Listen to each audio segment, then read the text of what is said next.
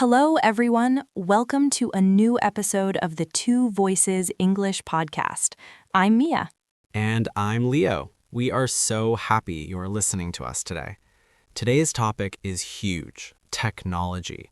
We are going to look at how it changed our lives, the good parts and the bad parts. And we have to start with the device that is probably in your hand right now, the smartphone. Honestly, Leo, I was looking at my screen time report on my iPhone this morning and I was shocked. I spent 5 hours on my phone yesterday. 5 hours? That's like a part-time job, Mia. But I can't judge you. My report said 4.5 hours. It's crazy because I don't remember using it that much. It's always just 1 minute here, 2 minutes there. Exactly. It's the first thing I do when I wake up. I don't even open my eyes fully, but my hand is already reaching for the nightstand to find my phone. I check my emails, then Instagram, then the weather. Suddenly, 20 minutes have passed and I'm still in bed. I think we all do that. It's a habit now. People call it doom scrolling, when you just keep scrolling through bad news or social media posts without really thinking. But let's think about the positive side for a second. Without this technology, how would we function? It would be much harder, definitely. For example, my sister lives in Australia. 20 years ago, calling her would cost a fortune. We would have to send letters that took 2 weeks to arrive. Now, I can see her face in high definition on a video call for free using WhatsApp or FaceTime. That's the magic of technology. It really is. And think about education. Our listeners are using their phones right now to learn English. They can listen to this podcast while they're on the bus, while they're cooking, or while they're at the gym. In the past, you had to sit in a classroom with a heavy textbook. That's true. The convenience factor is 10 out of 10. But I wonder, Leo, do you think our brains are changing because of phones? I feel like my attention span is getting shorter. I can't even watch a 2-minute video without wanting to skip to the end. I feel the same way. We are used to instant gratification. We want the information now. We want the entertainment now. If a website takes more than 3 seconds to load, I get annoyed. I think, come on, why is this so slow? We're losing our patience. And what about the social aspect? Last night, I went to a cafe. I looked around, and there was a group of 4 friends. They weren't talking to each other. Every single one of them was looking at their phone. They were together physically, but mentally, they were in 4 different digital worlds. That's a bit sad, isn't it? We are more connected to people far away, but sometimes we are less connected to the people sitting right in front of us. I've started doing this thing called phone stacking. When I go out for dinner with friends, we all put our phones in the middle of the table. The first person who touches their phone has to pay the bill. That's a great idea. I should try that. It forces you to focus on the conversation. But then there's the FOMO, the fear of missing out. If I don't check my phone for an hour, I feel like I might have missed an important message or a trending story. It's a real psychological thing.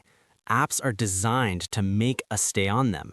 The red notification dots, the infinite scroll, they're built to keep our attention. It's almost like an addiction. It is an addiction for many people. Have you ever felt that phantom vibration? When you think your phone vibrated in your pocket, but when you check it, there's nothing? Oh, all the time. It's like my brain is imagining the phone is calling me. It shows how much these devices are part of our bodies now. We're almost like cyborgs. Cyborgs might be a bit much, but we're definitely dependent. Think about navigation. I have no sense of direction. If my phone dies and I'm in a new part of the city, I'm lost. I don't know how to read a paper map anymore. Do you even know where to buy a paper map these days? I don't think they even sell them at gas stations anymore. Everything is Google Maps or Waze, and it's not just maps, it's our memories too. I have 10,000 photos on my cloud storage, but I rarely look at them. Back in the day, you had a photo album. You sat down, turned to the pages, and really looked at the pictures. Yes, and because you only had 24 photos on a roll of film, every photo was special. Now I take 15 photos of my lunch just to get the right angle for a story, and then I delete them a week later. Technology has made things cheap in a way. We have so much of everything that nothing feels very special. That's a very deep thought, Mia. We have quantity, but maybe we are losing quality. However, we can't forget the safety part. As a woman, if you're walking home late at night, having a phone in your hand makes you feel a lot safer, right? You can share your live location with a friend. Absolutely, that is a huge advantage. Or if your car breaks down in the middle of nowhere, you aren't stranded anymore. You just call for help. So it's a double-edged sword. It gives us safety and connection, but it takes away our focus and sometimes our privacy. Privacy is another big topic. Our phones know where we are, what we like, what we buy, and even who we talk to. Sometimes I talk about wanting a new pair of shoes, and 5 minutes later, I see an ad for shoes on my phone. It's like the phone is listening. Everyone says that. Whether it's true or just very smart algorithms, it's definitely a bit creepy. But despite all these downsides, I don't think any of us would give up our smartphones. They have become an essential part of being a human in the 21st century. You're right. We just need to learn how to use them instead of letting them use us. We need to find a balance. Balance is key, but smartphones are just the beginning. The only reason they work so well is because they're connected to something much bigger. You know, Mia, you mentioned earlier that smartphones only work because of something bigger. And that something is, of course, the internet. It is the backbone of everything we do today. It really is. Sometimes I try to explain dial-up internet to my younger cousin, and he looks at me like I'm talking about the Stone Age. Do you remember that sound, Leo?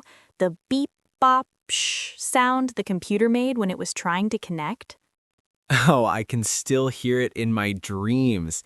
And the worst part was, if someone picked up the house phone to make a call, the internet would disconnect. You would be halfway through downloading one single song, which took about 40 minutes, and then, boom, connection lost. Those were the days of patience. Now we have high-speed fiber optics and 5G.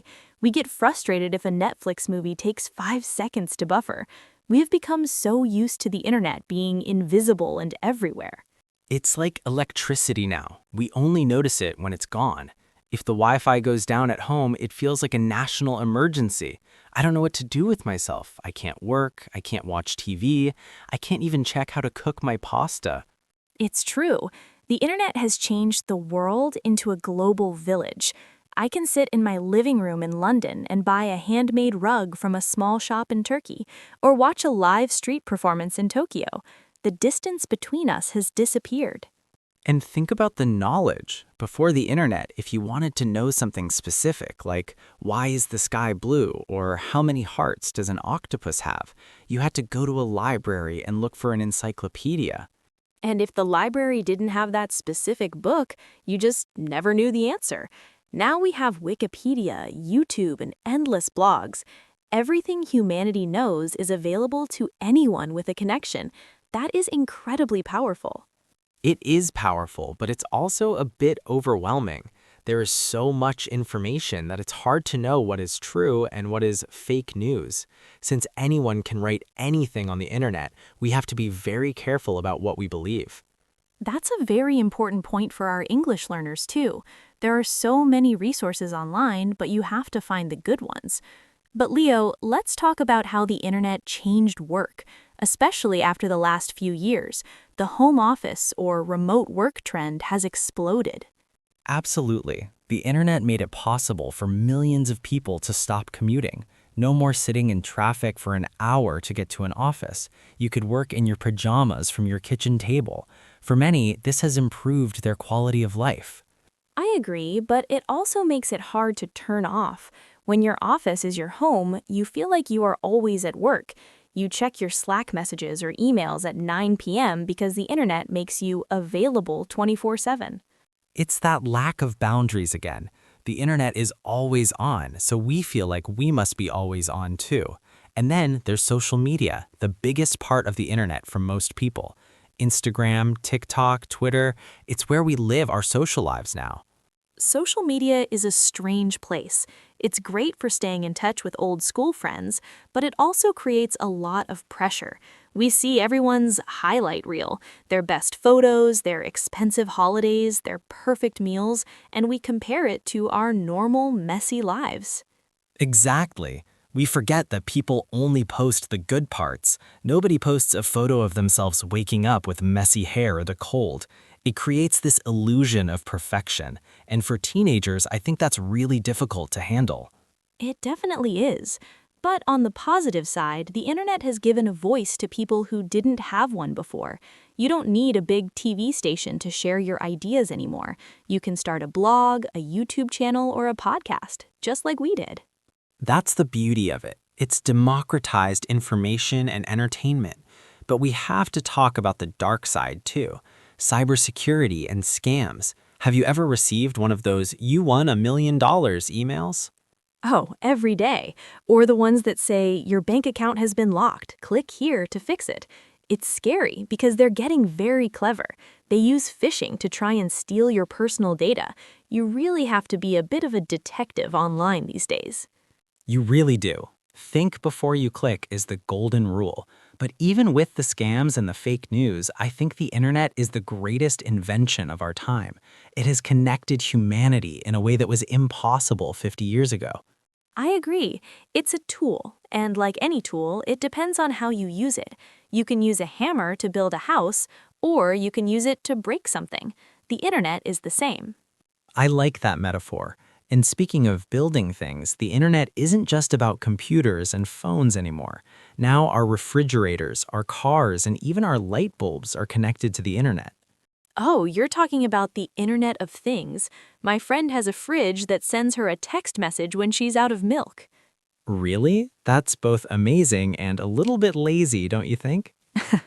Maybe a little, but it shows how technology is moving into every corner of our physical space. It's not just on a screen anymore, it's in the objects around us. And that brings us to a very interesting topic. If our houses are becoming smart, what about the brains behind the technology? We are moving into an era where machines are starting to think for themselves. You're talking about artificial intelligence, aren't you, Leo? Or AI, as everyone calls it now. It's the hottest topic in the world right now. It feels like every time I open the news, there is a new story about what AI can do. It's everywhere, Mia. It's not just in sci-fi movies anymore. AI is in our pockets, in our cars, and even in the way we learn languages. But for many people, the term artificial intelligence sounds a bit scary. It sounds like a robot from a movie that wants to take over the world. I know, but in reality, AI is much more invisible. Simply put, it's just software that can learn from information. It looks for patterns. Think about your email, Leo. How does your email know which message is spam and which one is important? That's a very basic form of AI. That's a good point. It learned what a junk email looks like. And what about Netflix or Spotify? When I finish a movie, Netflix says, "Hey Leo, you liked that, so you will probably love this one." It feels like the computer knows my personality. It does. It analyzes thousands of your choices to predict what you will do next. It's the same with TikTok or Instagram. The algorithm everyone talks about is actually an AI. It wants to keep you watching, so it shows you exactly what you like. This is where it gets a bit controversial, right? On one hand, it's great. I find new music I love. But on the other hand, it's like the machine is controlling what I see and think.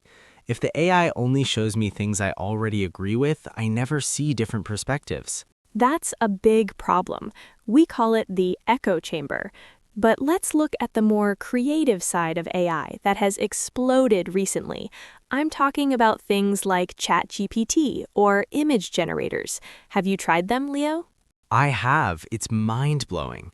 I asked a chatbot to write a poem about a cat who wants to be an astronaut in the style of Shakespeare, and it did it in 3 seconds. It was actually a good poem. It's incredible.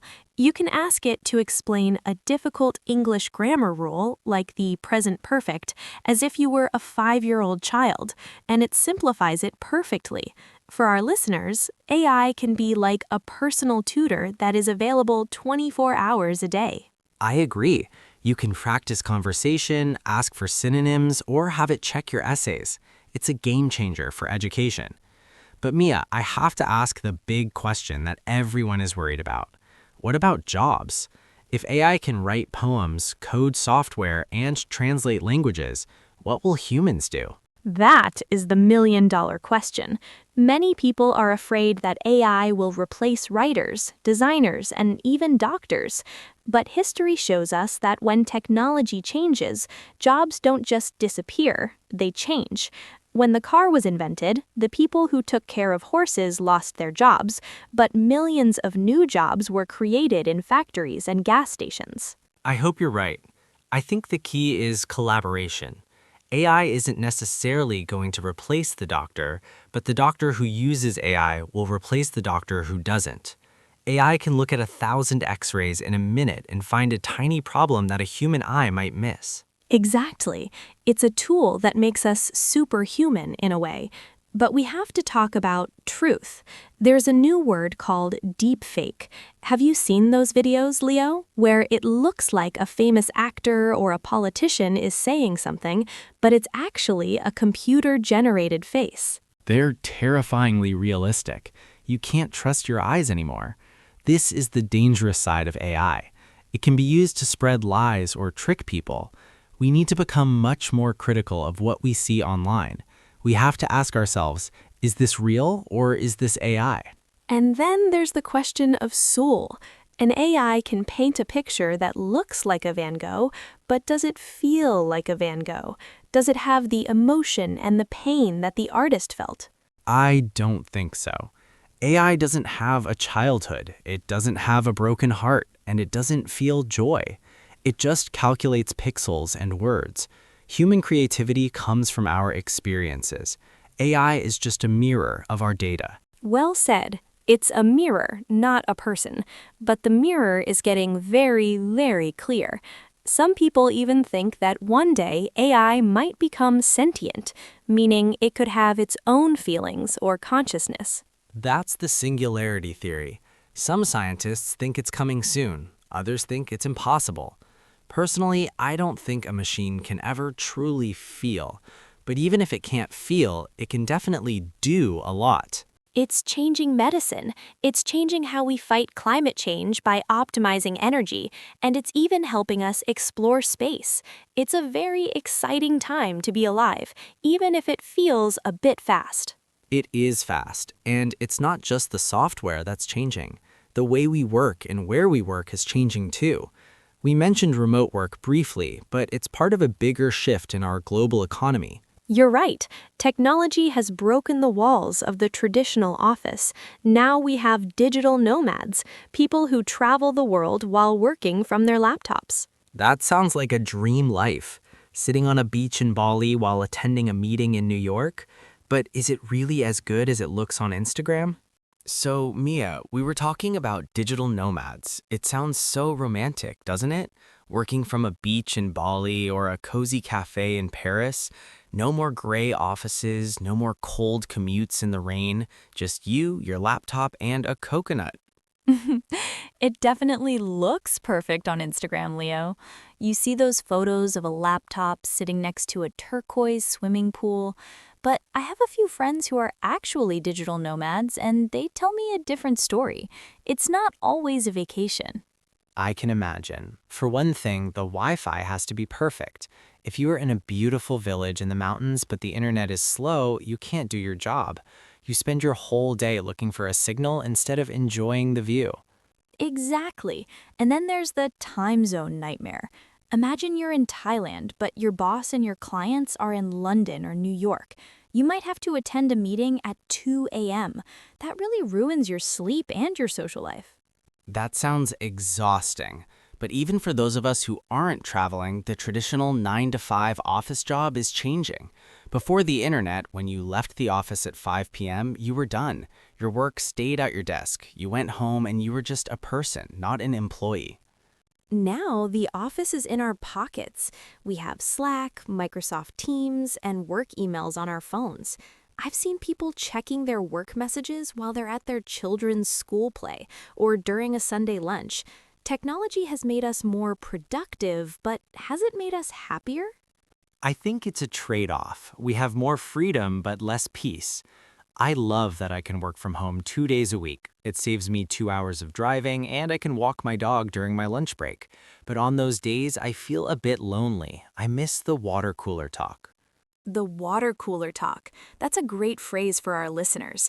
It means the small, informal conversations you have with colleagues about your weekend, or a TV show you watched, or just complaining about the weather. These small moments build company culture and friendships. You're right. You can't really have that on a Zoom call. Zoom calls are very efficient. You start the meeting, you talk about the project, and you hang up. There's no space for how are your kids or did you see the game last night? We are becoming like robots in our communication. And speaking of robots, we have to talk about automation in the workplace. It's not just about AI thinking, it's about software doing the boring tasks. In the past, an accountant had to do everything by hand. Now, software does 90% of the work. This should be a good thing, right? It should give us more time to be creative. But it seems like we just use that extra time to do more work. We are in a hustle culture. We feel like we always have to be doing something, improving something, or learning a new digital tool. I feel that pressure every day. There's always a new software to learn or a new social media trend to follow for business. If you stop for a second, you feel like you're falling behind. It's a very fast-paced world. It's also changing what skills are valuable. In the past, hard skills like knowing how to use a specific machine were the most important. Now, because technology changes so fast, the most important skill is adaptability, the ability to learn new things quickly. And soft skills, too. Since AI and machines can handle the data and the logic, the things that make us human, like empathy, leadership, and complex communication, are becoming more valuable. A machine can write a report, but it can't lead a team of stressed humans through a crisis. That's a very positive way to look at it. Technology is pushing us to be more human in our work. But we also have to be careful about our physical health. We were built to move, to walk, to hunt. Now, millions of us sit in a chair staring at a glowing rectangle for 8 to 10 hours a day. Oh, tell me about it. My back hurts just thinking about it. We have tech neck, when your neck is always bent forward looking at a phone or a laptop, and blue light from screens can mess up our sleep. We're using 21st century technology with bodies that haven't changed in thousands of years. We are analog bodies in a digital world. It's a strange mix. I've started using a standing desk and I try to follow the 20-20-20 rule. Every 20 minutes, I look at something 20 feet away for 20 seconds. It helps the eyes. That's a great tip for our listeners who work on computers. So we have the freedom to work from anywhere, but we have the pressure to be always available. We have machines doing our boring work, but we're working harder than ever. It's all about finding that balance we talked about in the first part. Technology is a great servant, but a very bad master. If you let technology run your life, you will burn out. Burnout is a real danger. We need to learn how to unplug, to turn off the Wi-Fi, put the phone in a drawer, and just exist in the real world for a while. I agree, but as we look at all these changes from our phones to AI to the way we work, it makes me wonder about the big picture. Where is all of this going? What will the world look like for our children? That's a deep question, Leo, and it brings us to the final part of our journey today. We've talked about the devices, the internet, the machines, and the jobs, but what about us? What about the ethics and the humanity behind all this tech?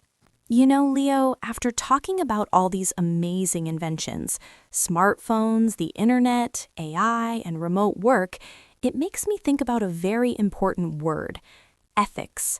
Just because we can build something, does it mean we should? That is the question of the century, Mia. We are moving so fast that sometimes we don't stop to think about the consequences. For example, look at our personal data. We give away so much information about ourselves for free services. But as they say in the tech world, if the product is free, then you are the product. That's a powerful sentence. Companies know what we eat, where we go, what makes us sad, and what we want to buy. It gives them a lot of power to manipulate our choices. Privacy is becoming a luxury. Do you think we will ever get it back? It's hard to say. I think the next generation will have a completely different idea of privacy. For them, being online is as natural as breathing. But we must teach them about digital footprints, the idea that everything you post online stays there forever. You might be 15 now, but when you're 30 and looking for a job, that silly video you posted might still be there. That's a scary thought. But ethics isn't just about privacy. It's also about the environment. We love our new gadgets, but what happens to the old ones? E-waste is a huge problem. Millions of old phones and laptops are sitting in landfills, leaking chemicals into the ground. And the energy. Running all these AI models in giant data centers requires an incredible amount of electricity. Technology can help us solve climate change, but it also contributes to it. We need green tech, technology that is sustainable and kind to our planet. I agree, but beyond the environment and privacy, I want to talk about the human spirit. Technology is great at giving us answers, but it's not great at asking the right questions. A computer can tell you the how, but it can't tell you the why. I love that. The why is what makes us human. Why do we create art? Why do we care for others? Why do we want to explore the stars? Machines don't have curiosity, they only have instructions. As we move into the future, we need to protect our curiosity and our empathy. Exactly. I don't want a world where we only talk to chatbots and look at screens. I want a world where technology makes our lives easier so that we have more time for human things, more time for long walks, more time for deep conversations, and more time for community. You know, I read about something called a digital detox. It's when people go for a weekend or even a week without any technology. No phones, no TV, no internet. At first, they feel anxious. They keep touching their pockets, looking for their phones. But after a day or two, they say they feel awake again. I've tried that. The first few hours are the hardest. You feel like you're missing out on the whole world. But then you start to notice the birds singing. You notice the colors of the trees. You actually finish a whole book. It reminds you that the real world is much more high definition than any 8K screen. That's so true. The real world has smells and tastes and physical feelings that technology can't copy yet. So as we wrap up this podcast, what is our message to our listeners who are using technology right now to learn English? I would say use it. Use the podcasts, use the apps, use the AI tutors. They are incredible tools that can help you reach your goals faster than ever before. But don't forget to look up from the screen. Go to a language cafe, meet a real person, and have a conversation, even if your English isn't perfect. The human connection is the best way to learn. Well said, Mia. Technology should be a bridge, not a wall. It should bring us together, not keep us apart. And for everyone listening, remember that you are in control. You decide when to turn the phone on, and more importantly, you decide when to turn it off. This has been such an interesting journey today, Leo. From the first smartphones to the future of our planet. Technology is a story that we are all writing together. It really is. And thank you to all our listeners for being part of our story today. We hope this episode helped you improve your English and gave you something to think about. Don't forget to practice what you learned. Maybe try to explain one of these topics to a friend today in English. It's the best way to make the vocabulary stick. Great idea. Well, that's all from us for today. Keep learning, keep exploring, and keep talking. We will talk to you in the next episode. Goodbye, everyone. Bye-bye.